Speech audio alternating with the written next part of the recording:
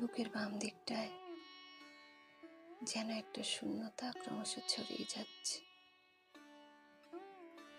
একটা চিনচিনে যন্ত্রণা যেন নিজেকে ঝাঁঝরা করে দিচ্ছে। চারপাশে যেন কেউ নেই, কিচ্ছু নেই,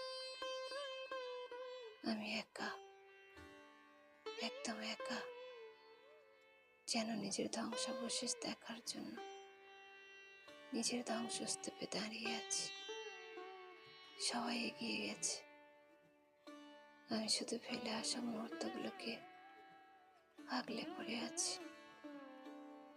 আর কোনো আশা নেই, কোনো ভরসা নেই, বিশ্বাস নেই, ভালোবাসা নেই, তবুও অপেক্ষাটা থেকে গেছে।